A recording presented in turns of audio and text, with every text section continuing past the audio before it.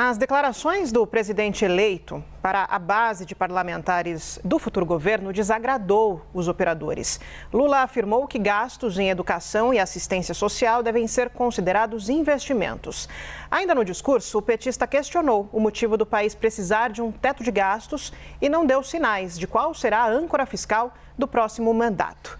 Enquanto o mercado reagia às falas de Lula, aliados defenderam que, em outros governos do petista, não houve descontrole das contas públicas. Diante desse cenário, a gente conversa agora com Roberto Dumas, estrategista-chefe do Banco Voiter e professor do INSPER. Professor, muito boa tarde. Quero agradecer a disponibilidade de conversar com a gente aqui da CNN Brasil. E para a gente começar bem do início mesmo nesse assunto, de uma forma bem didática, eu queria entender na sua avaliação qual foi o trecho do discurso de Lula que deixou o mercado tão reativo. Onde foi que o presidente eleito errou? Boa tarde, bem-vindo. Boa tarde, Bruno. Boa tarde, Leandro. Eu acho que a principal parte que se tornou um pouco desafiador no texto do Lula foi justamente falar que a responsabilidade fiscal não é um fim em si próprio. Isso é um pouco falacioso. Por quê? Gastança social ou benefício social vai junto ao encontro de responsabilidade fiscal. Sim, não existe uma coisa ou outra, não é questão de querer falar, olha, aqueles bonzinhos que querem uma responsabilidade ou que buscam benesse social, não precisa buscar uma responsabilidade fiscal. As coisas são antagônicas. Você não pode ter as duas coisas ao mesmo tempo e, no final das contas, isso acaba prejudicando justamente o mais pobre. Como você perguntou, como é que isso acaba prejudicando de uma forma didática? Se você gasta demais aquilo que você não está esperando, tira 175 bilhões de reais, que vai acima do teto de gasto, e esse teto de gasto, ou melhor, esse gasto vira perene, o que os investidores, e a gente fala, não é a Faria Lima. Quem compra título público somos nós. Quem tem fundo de garantia, quem tem seguro saúde, seguro de carro, seguro de vida, ou quem investe em fundo de investimento, todo esse dinheiro está investido em títulos públicos.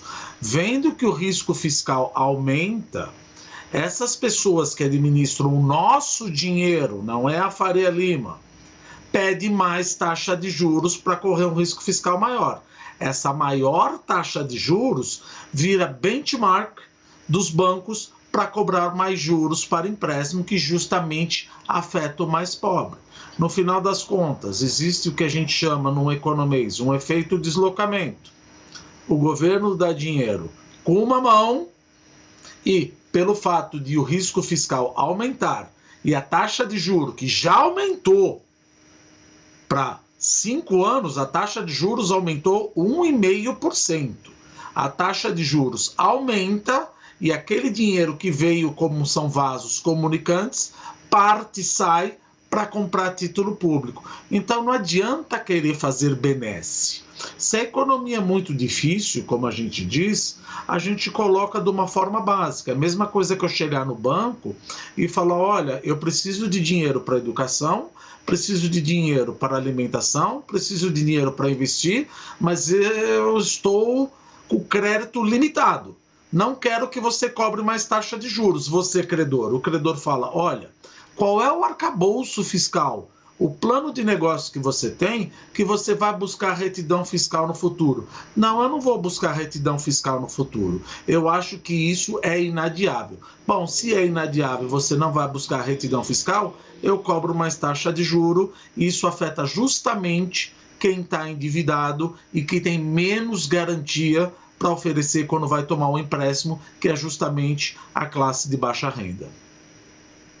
Professor Roberto, agora o Leandro Magalhães aqui de Brasília que fala. Obrigado pela entrevista aqui na CNN hoje. Professor, essa sinalização do mercado financeiro ao novo governo eleito, que vai assumir o ano que vem, foi não só uma sinalização pela fala em relação ao Auxílio Brasil, mas sim a forma como o governo pode agir o ano que vem. Ou seja, vou resumir, o mercado não quer um governo que gaste mais do que arrecada, é isso? A preocupação maior foi esse ponto? É exatamente isso. Veja, o mercado estava em lua de mel. Veja, essa lua de mel durou uma semana. O fato de você dar um waiver, ou seja, uma perspectiva de você gastar por um ano, o mercado, e aí a gente fala mercado não é a Faria Lima, somos nós mesmos. Aí você fala, mas eu não estou no mercado financeiro. Está sim, como eu falei, no fundo de garantia, etc., você está no mercado financeiro. O mercado até deu um waiver, uma permissão para você gastar por um ano. Agora veio a desculpa ou o discurso de que eventualmente isso vai ser um gasto perene.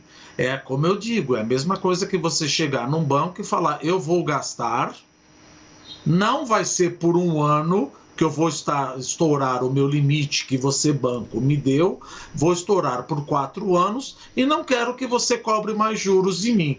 Então, se isso não faz sentido do ponto de vista familiar, como é que isso pode fazer sentido do ponto de vista macroeconômico? Então, é um cenário desafiador.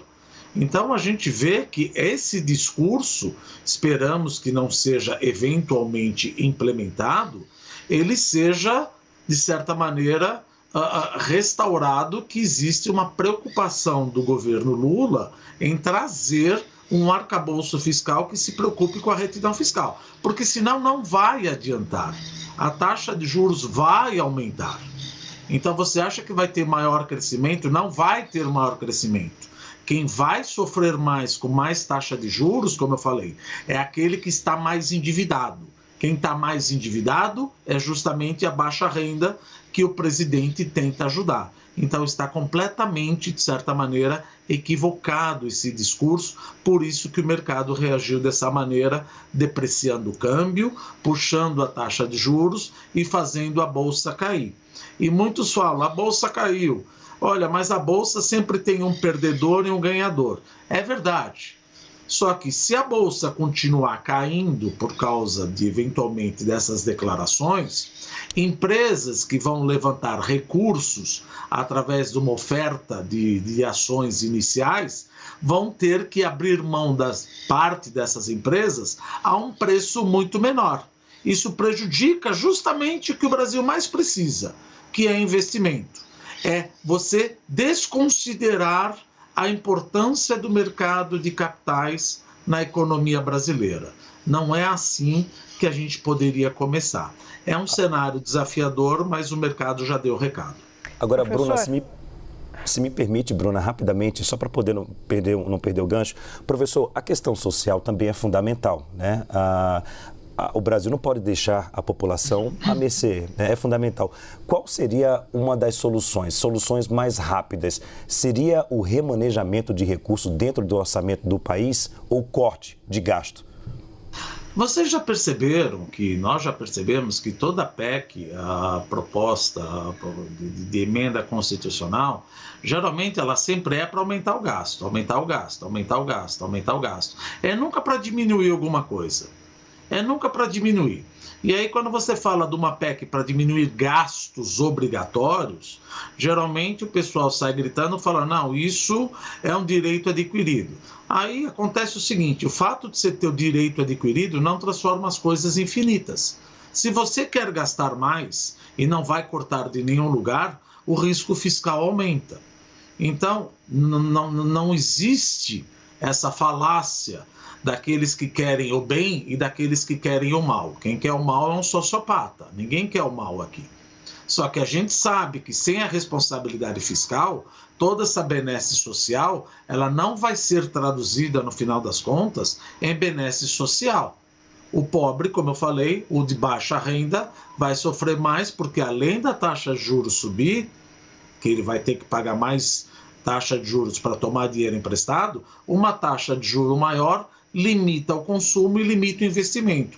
Então, se você achava que o Brasil eventualmente poderia crescer com mais benesses sociais, mais taxa de juros é um limitador do crescimento econômico do país, porque o consumo diminui e o investimento diminui. Para você que está chegando agora, a gente está conversando com o Roberto Dumas, estrategista-chefe do Banco Voiter. E, professor, para esse bate-papo, eu convido agora a nossa analista de política, Thaís Arbex. Ela tem uma pergunta para o senhor. Oi, Thaís. Obrigada, Bruna. Boa tarde, professor.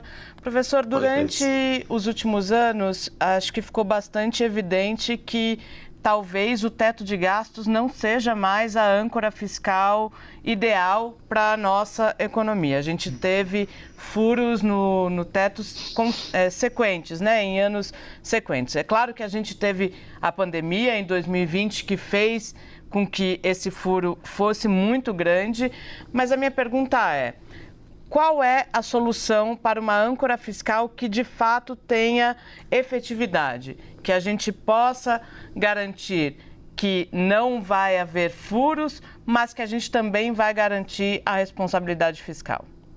Veja, garantir que não vai haver furo, isso você precisa garantir também que nós não teremos um populismo fiscal.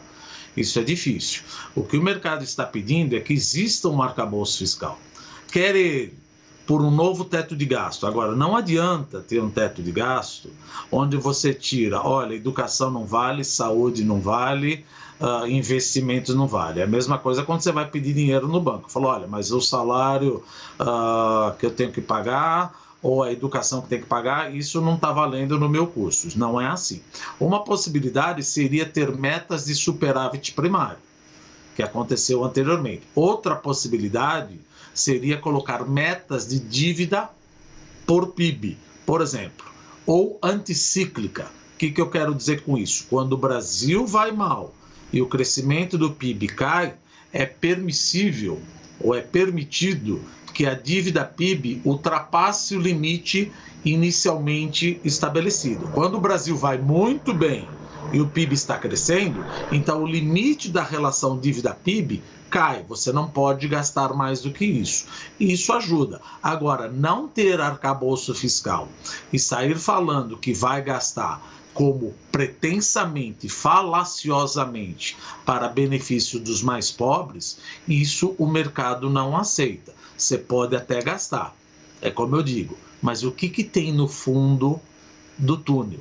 Existe alguma preocupação fiscal? E como o governo diz, veja, o governo de 2002, ele teve uma herança, veja, você teve commodities subindo, isso ajudou a você ter um superávit primário, o mundo crescendo, isso ajudou o preço do petróleo, de commodities, etc.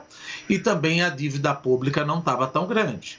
Isso possibilitou. Agora nós temos o mundo crescendo menos, a receita vai cair e a minha dívida PIB, ou seja, já está em 77, pode ir para 84, 85, quiçá 90% para uns quase 4, 5 anos. E não tem jeito.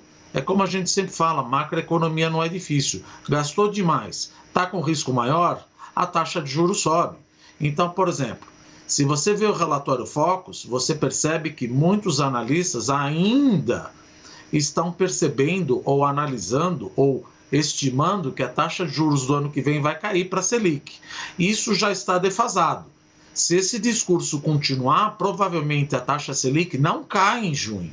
Quiçá pode até aumentar em junho, porque o risco fiscal, então eu posso até apostar aqui. O próximo ata do cupom, que vai ser agora em dezembro, etc., não acho que vai ter uma subida de juros, mas eu tenho quase que plena consciência de que o Campos Neto vai falar, gente, vamos nos preocupar com o risco fiscal, porque o risco fiscal ele é um limitador da queda de taxa de juros e é aí que você cria renda, não só com benesse fiscal, arrebentando qualquer tipo de retidão fiscal.